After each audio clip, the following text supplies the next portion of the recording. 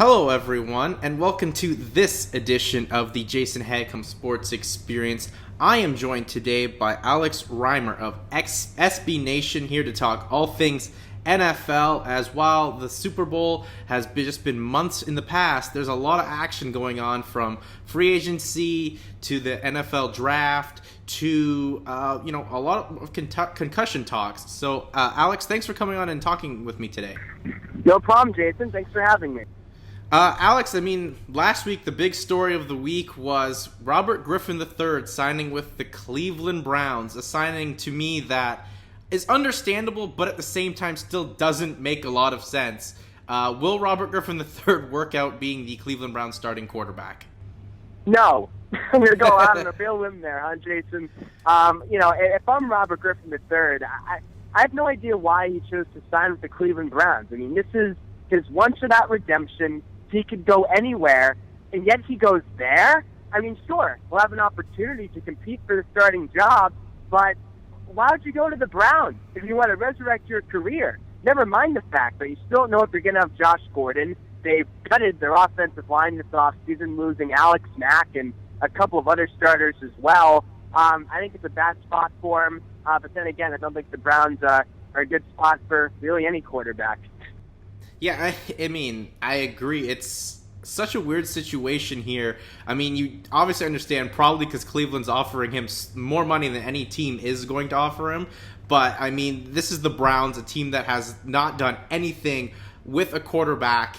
When you look at the most successful quarterback on their team with a winning record, it's Brian Hoyer, and we saw what Brian Hoyer could do last year on the Houston Texans. Not that impressive.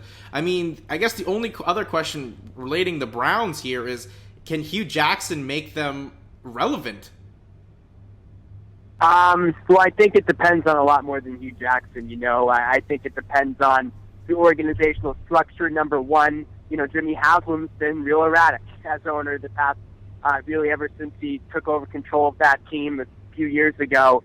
So I think it goes beyond just one person. I think it speaks to the entire organizational structure.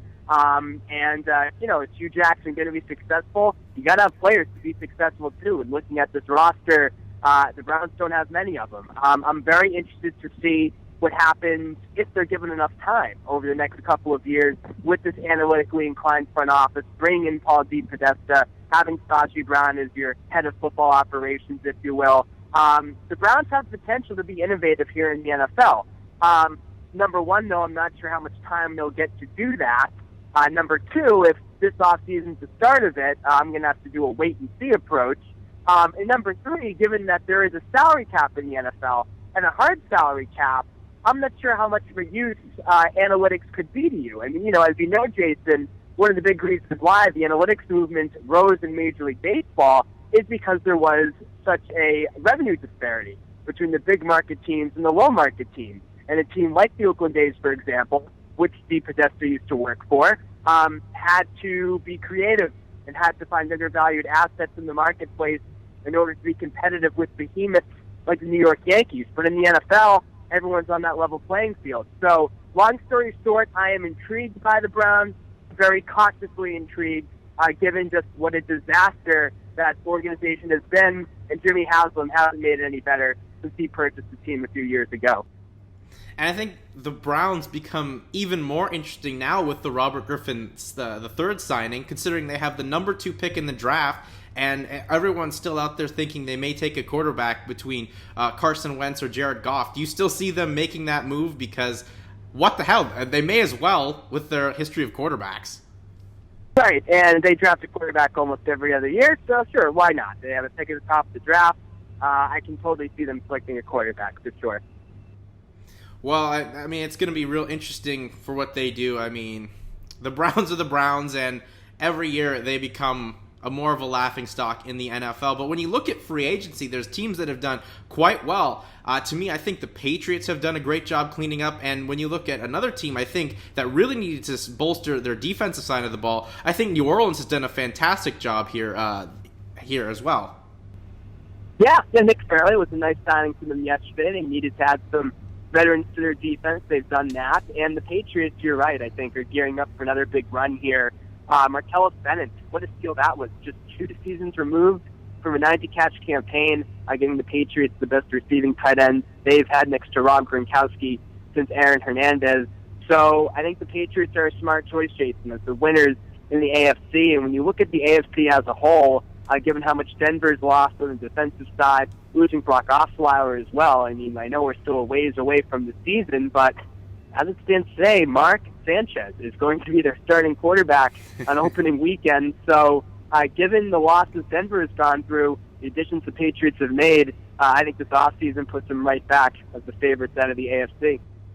And, I mean, yes, as we're talking about here, the Patriots, once again, they just find ways to get guys that, I think some teams have given up on or what have you. But when you also look at another team in the AFC East, the Miami Dolphins, it's a team I'm really questioning. What are they doing? They restructured Sue's deal so they could bring in the likes of Mario Williams. They're meeting with Arian Foster today. But to me, it seems like this team's stuck 2 years or 4 even years in the past for guys they're looking at. Well, that's free agency, Jason. I mean, you almost always pay for past performance instead of future performance. The bad teams have a lot of holes to fill. That's why the bad teams often spend the most in free agency, but you're usually getting over-the-hill guys or, frankly, overrated guys, or they wouldn't be out there.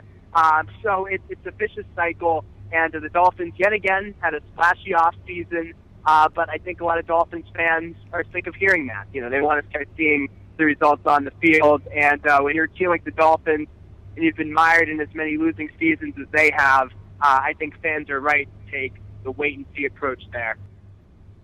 And the one player that hasn't really got a new deal that I guess I would expect it would be Josh Norman, the best cornerback in the game for the Carolina Panthers. He's asking for somewhere near $16 million. Alex, do you see him actually getting that or anywhere close? Because he was a pretty big key piece to this Carolina Panthers season last year. Yeah, totally, and that's the market for top quarterbacks. I think Josh Norman has every right to ask for that. I also think the Carolina Panthers have every right to say, listen, we franchised you. We're going to pay you handsomely in 2016. But listen, I mean, Josh Norman was what? A mid-round draft pick, right? I mean, he wasn't a top draft pick. He wasn't necessarily pegged for superstardom when he entered the league. So I think the Panthers have a right to say, we're paying you like a top cornerback this year with the franchise tag, and we'll see if you play well enough to be paid like a top cornerback in the future. Because, when Norman's going at you at $16 million per year, that's not really a hometown discount. So it's not like the Panthers are giving up a chance to sign him long-term at a discount. I mean, they're giving up a chance to sign him long-term at market rate. You might as well pay him 1 year at market rate and see how it goes from there. So I see both sides of the equation. I think Norman's right to ask the money. I think he will get the money one way or the other. But the Panthers, I think, have every right to wait a year because they did franchise him this year, and they hold the leverage there.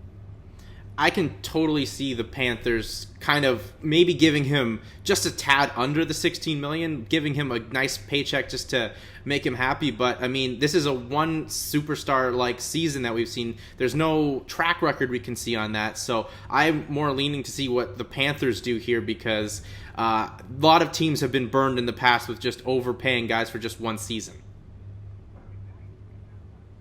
So, I mean, the Panthers are one of those teams. Who would you say, Alex, is a team that hasn't done what you would more than what you would expect for them to do in this offseason?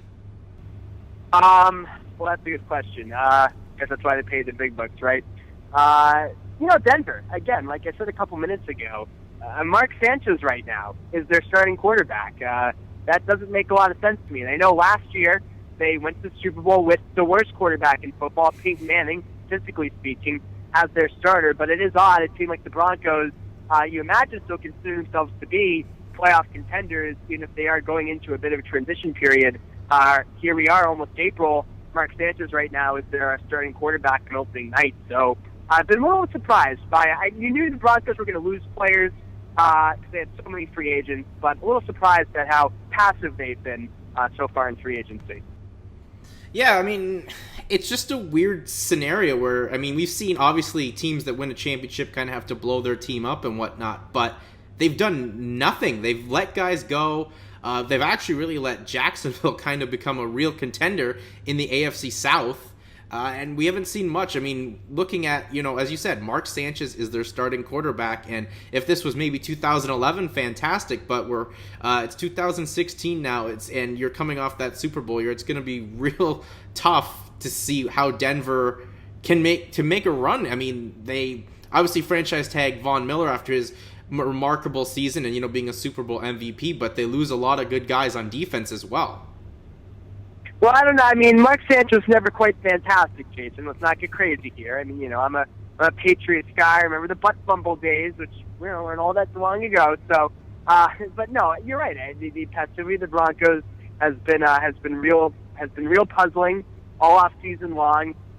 You win a Super Bowl, you do have the right to gloat a little bit, and I guess you do get a bit of an ease period from your fan base. But still weird to see a Super Bowl winner be this passive in the off season. Still have a ways to go, but yeah, so far been a real quiet free agency as defending Super Bowl champs.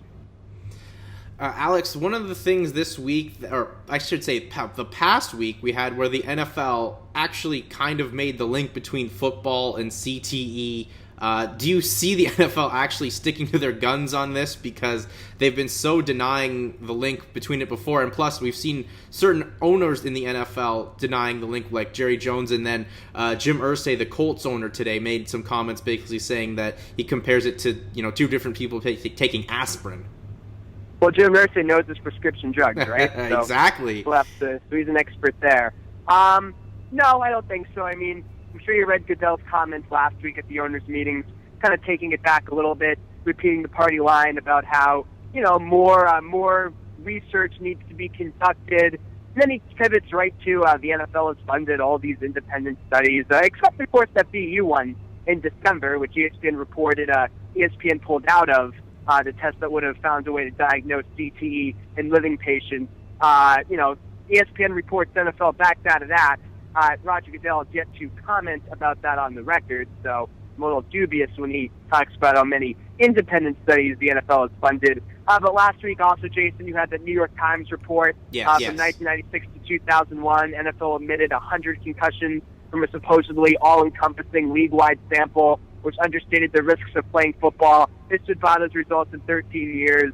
You hit the nail on your head. If they have business interests to protect, they're going to protect them at all costs.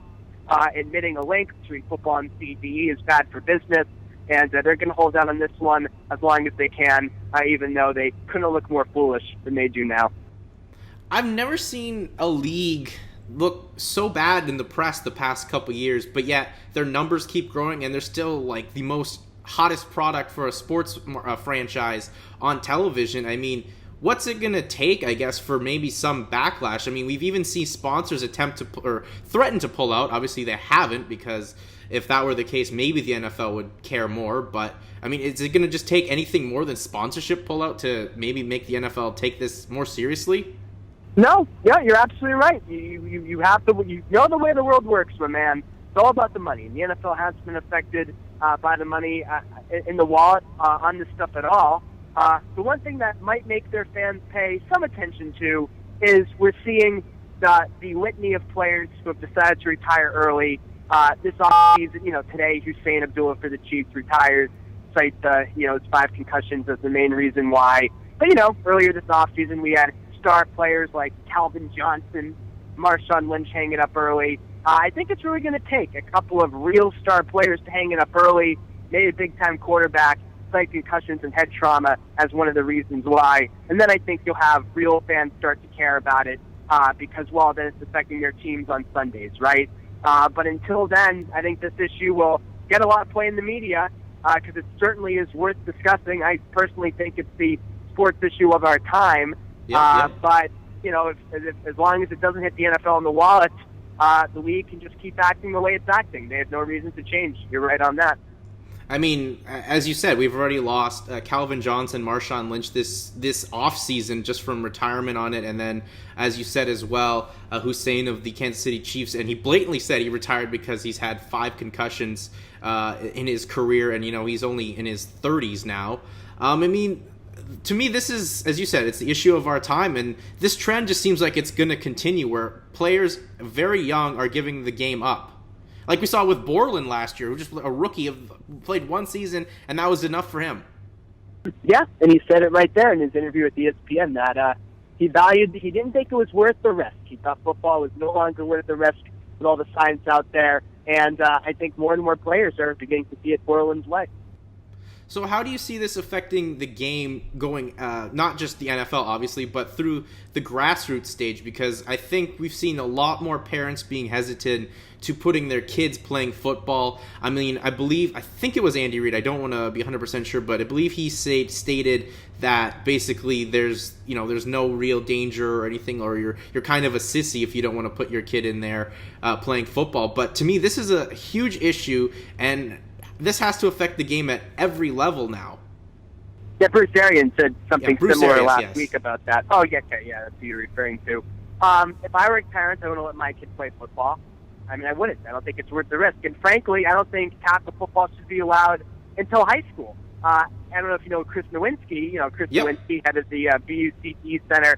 I interviewed him for a story for Forbes and Boston Magazine a couple of months ago. And he's very passionate about this topic. And he really firmly believes that there should not be tackle football allowed until high school. There's just no good that can come of it. I think the more and more we are proliferated with the science here, Jason, we may be moving towards something like that. Though, I read last week in the San Jose Mercury News that the NFL's Super PAC has donated nearly $300,000 to 41 out of 54 congressmen who are on the congressional committee that's looking at the NFL's handling of concussion. So the league is even trying to influence things on the federal level, the people who make the laws. So when I read something like that, Jason, look at the power of the NFL, a multi-billion-dollar corporation. Look at the power of corporations in this country as a whole and the influence they have over government. My gut tells me that we may see things move very, very slowly on this. Well, I'm expecting it to be a very slowly thing. I mean, even when you watch NFL Network, you see, Roger Goodell in those commercials with voiceovers saying, "Oh, how we can, teach kids to play the game safer." But to me, there's no way to teach the game other than safer than not playing. Right? No, but Goodell is just as much risk as sitting on your couch as watching a football game. So that's where he stands on this. Alex, I guess last thing on the concussion here, do you see the NFL, I mean, they may have already, I'm maybe unaware of this, but in the CFL, they have, concussion spotters, and there's a lot of companies out here trying to design mouth guards where you can tell if a player's been dinged. Has the NFL gone forward on any sorts of those types of developments with spotters or any type of equipment enhancement? Well, they had the spotters this year. They call it the Edelman rule. After last year's Super Bowl, when Edelman took that vicious knock from Cam Chancellor, was not taken out of the game. Game was not stopped. Actually was thrown to on the very next play, I believe. The NFL this offseason installed those concussion spotters, who theoretically had the power to stop the game whenever something occurred on the field, when it looks like a player suffered a concussion. But several instances this year in which those spotters missed it. That's because they're put in a tough spot. I mean, it's really hard to legislate the game from the press box. And, I think ultimately, Jason, football just has to acknowledge that it's a violent sport. It's a risky sport. They are coming with rule changes that are supposed to help player safety, more concussion awareness, more players hopefully are reporting concussions. But, football is still football. And I don't think there's much the NFL can do to change that. The biggest step they need to do is just admit their previous errors. Just admit that they were wrong, to hide the dangers of concussions, which they did for decades. Just admit they were completely ignorant of this issue long after they should have been onto it. Just admit your past faults. I think that would make a lot of people, myself included, feel a lot better about watching on Sundays. I mean, that would have to, the ultimate thing. I mean, even now when you look at the world of soccer where FIFA's actually admitted that there was bribing going on, which we all knew, but they actually came out admitted, I think in some way you feel a little bit better about yourself knowing they are, willing to admit it or trying to start the change or something. So I guess, that's probably the most logical thing the NFL could have happen here. Alex, as we move along here, as we're only about a month away from the NFL draft. God. Exactly. Talk to me about this draft here, Alex. I mean, there's not a super amount of buzz other than, your Goffs, your Carson Wentz. But to me, the most NFL-ready player is Miles Jack from UCLA. Yeah, I'm going to be honest with you, Jason. I'm not a big draft guy. It's not my area of expertise. I will tell you that, this seems to be a pretty thin draft for quarterback, right? I mean, Carson Wentz with North Dakota State. So I think what we may see is a lot of movement at the top. I mean, teams at the top of the draft looking for quarterbacks. They may not find the quarterback they want in this year's group. So I think, I look here at the Patriots. I'm based in Boston. Jimmy Garoppolo could be a popular name we hear come draft time. Tom Brady just signed a 2-year contract extension. Could the Patriots be shopping Jimmy Garoppolo? I mean, Brady's signed now until 2019. Garoppolo's contract is up at the end of 2017. If you're a team in the middle first round, is a guy like Garoppolo more attractive to you than the third quarterback on the board? Possibly. So I think given that, we may see some movement at the top of this year's draft. That's going to be interesting come the draft, I guess. I mean, as you said, it's going to be thin. I think hopefully we get more movement for players and whatnot. I guess, and my last question for you here, Alex, as we've had a team actually relocate and come back home, I guess, to Los Angeles. Are you surprised we haven't seen so much movement free agency-wise from the Rams? Surprised that we haven't seen as much movement free agency-wise?